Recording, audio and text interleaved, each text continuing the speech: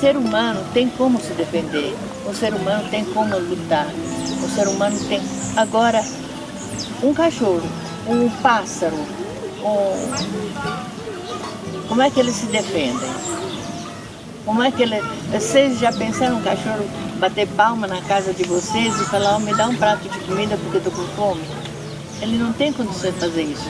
A única coisa que ele vai ganhar é um pássaro. Sai. Então, não sei, né? Eu não aguento ver isso. Então eu estou com 52 cachorros.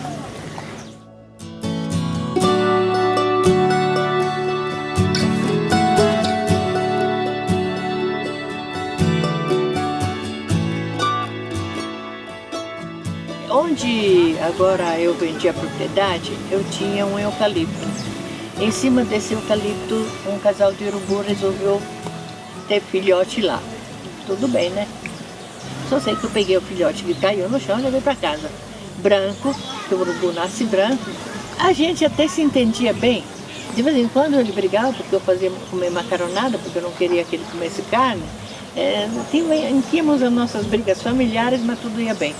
Aí eu jogava a comida dele em cima da casa. Quando ele estava com fome, ele descia, ia lá, me falava qualquer coisa que até hoje não entendi e voltava em cima da casa. Aí eu jogava a comida dele em cima da casa. Depois sumiu, voltou com 6. Aí eu fui obrigada a dar de comer por 6 em cima da casa. Depois os 6 sumiram, aí começaram a ficar na esquina 10, depois começaram a ficar 20 e agora estamos com 90.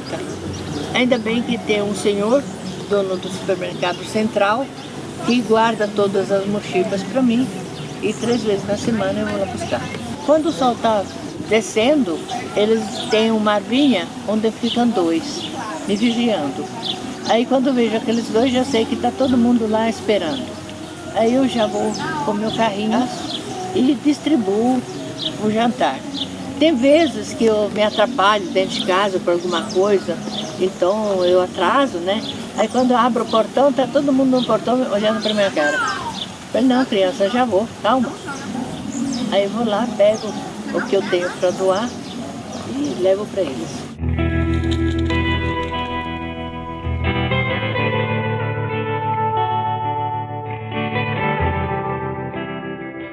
Acharam a minha veia de escritora que eu tinha 7 anos. Quando eu estive no Colégio Santa Marcelina em São Paulo, eu escrevi muito. No colégio tinha um jornalzinho e eu escrevia bastante nesse jornalzinho. Depois, quando fui para a faculdade aqui em Goiás de farmácia, também tinha um jornal e eu participei do jornal. Depois o Gilberto Teles, o escritor Gilberto Teles, me pediu para escrever para o jornal da faculdade. Meu primeiro livro saiu em 69, era um livro de poesias. Meu primeiro romance foi O Velho Tema do Amor. 50 anos de lembranças, também foi premiado. Depois ele foi para o Rio de Janeiro e o pessoal do Rio de Janeiro me deu um prêmio também como mérito cultural, porque esse livro mostra, existe uma guerra, a Segunda Guerra Mundial. Todo mundo escreveu a respeito dos vencedores. Eu escrevi a respeito dos perdedores.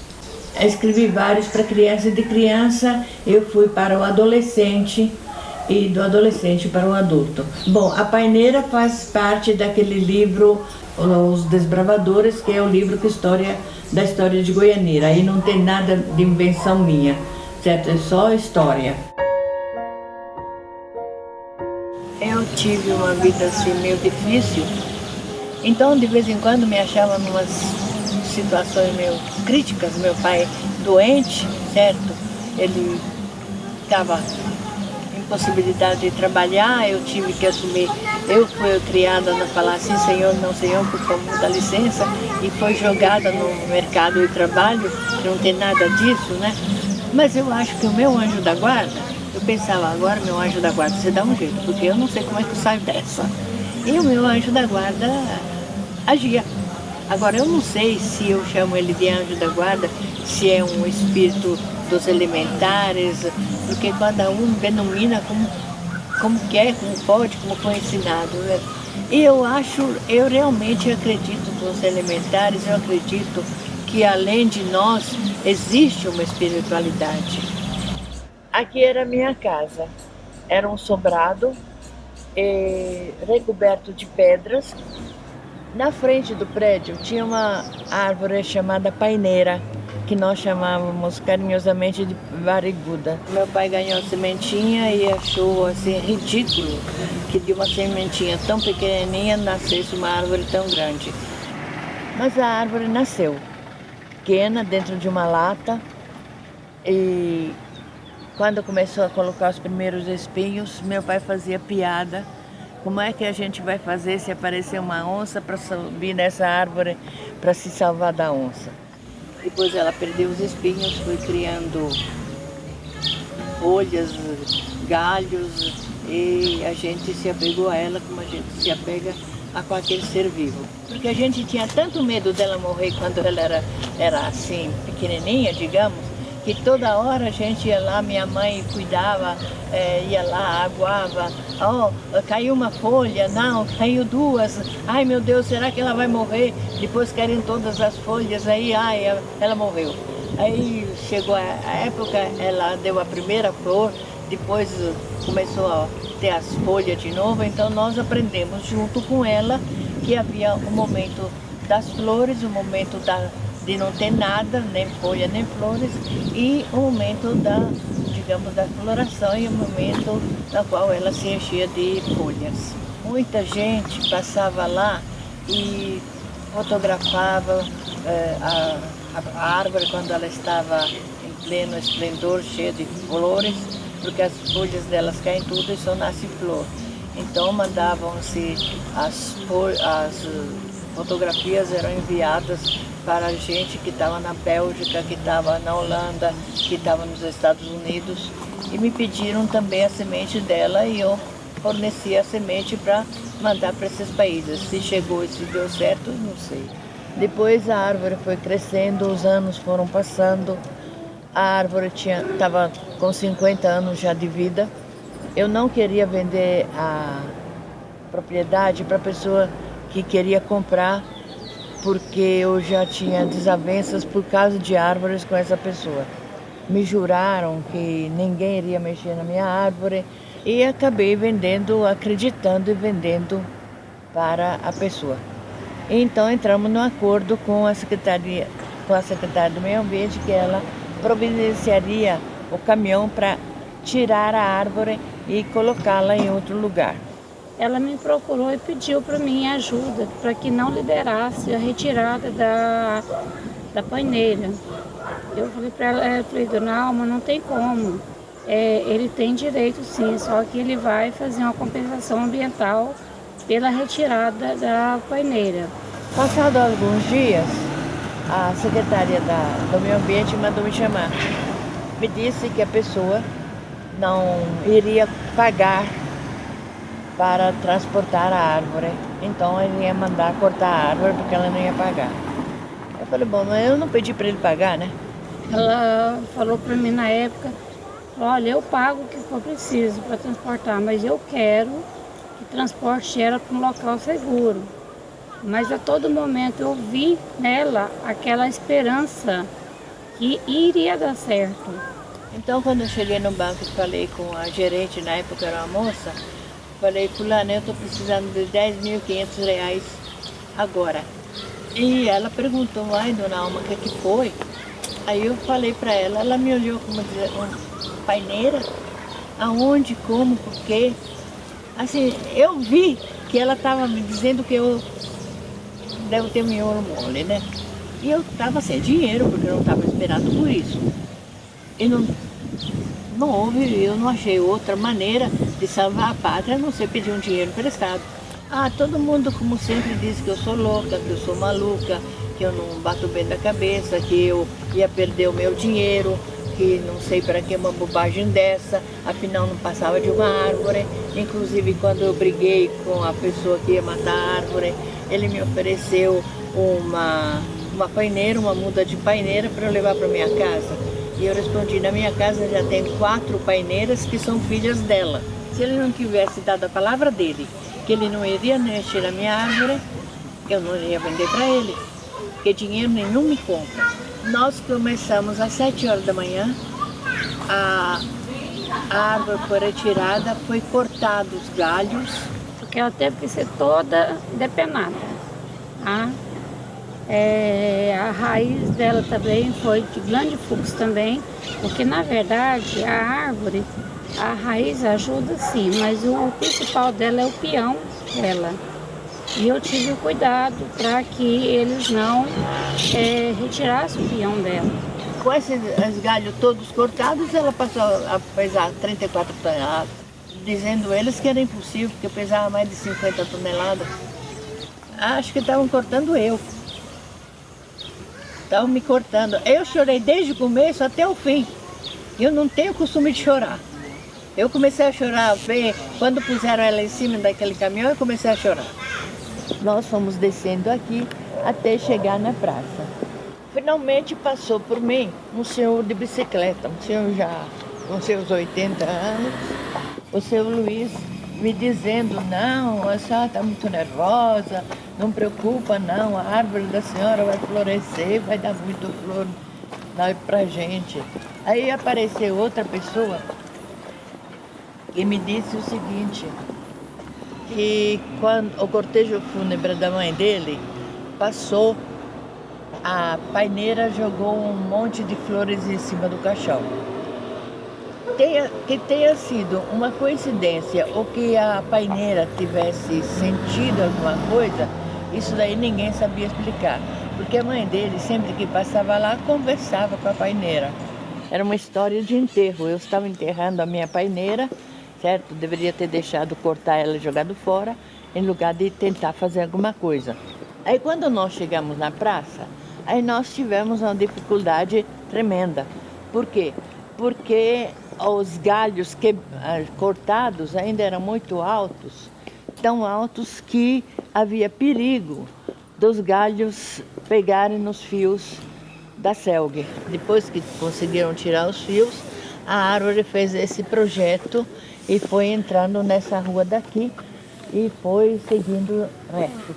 Enquanto isso, chegou o rapaz que fez o serviço dos fios, que tinha recolocado os fios nos seus lugares, e foi me cumprimentar, me abraçar e me dizer que aquilo que eu estava fazendo era uma coisa muito certa, que eu deveria dar um exemplo para o pessoal, para o mundo, porque salvar uma árvore é uma coisa muito importante, porque nós precisamos das árvores mais do que elas precisam da gente. À noite já estava, todos os holofotes já estavam acesos, esperando a árvore, e a árvore, devagar, a gente viu apontar a árvore. Quando chegou lá, tivemos uma outra surpresa. A árvore foi deslizada no buraco, mas eles tinham preparado maquinários para 15 toneladas. A árvore é 34. O maquinário não estava dando conta. Aí aconteceu um milagre, eu não sei como definir. Luzes vieram atrás dela, como se estivessem correndo atrás dela, e chegaram perto dela. Quando essas luzes chegaram perto dela, eram fiapos de luzes, certo? Riscos de luzes. Quando chegaram perto dela, os maquinários deram conta de pôr ela em pé.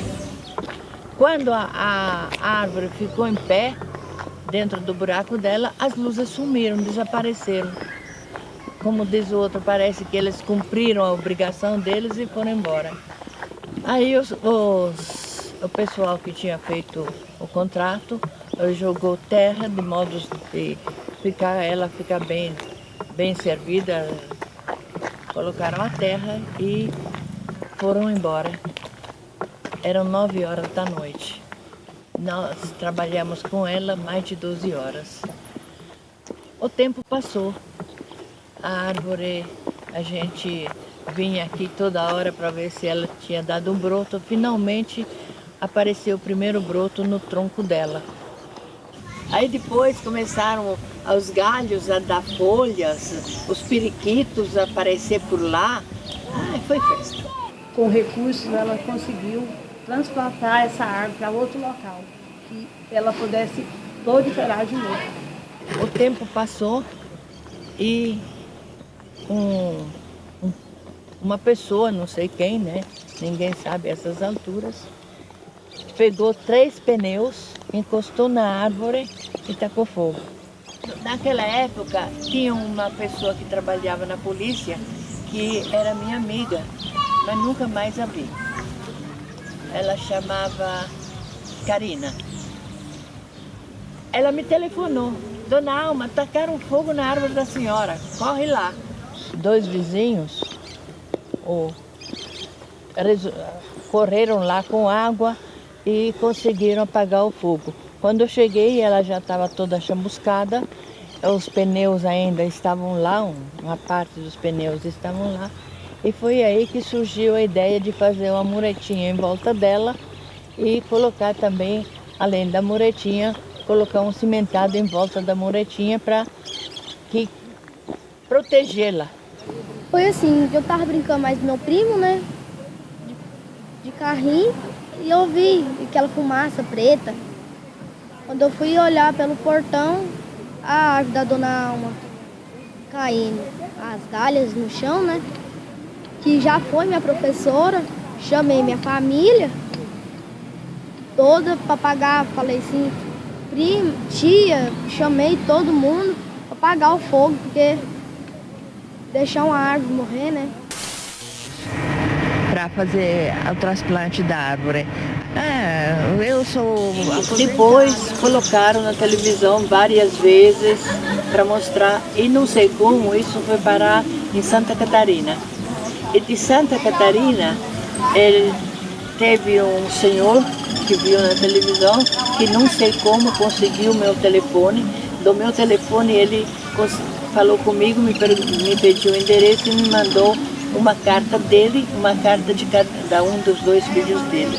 E cada um deles me cumprimentando pelo que eu tinha feito, e cada um deles me mandou R$5 para me ajudar.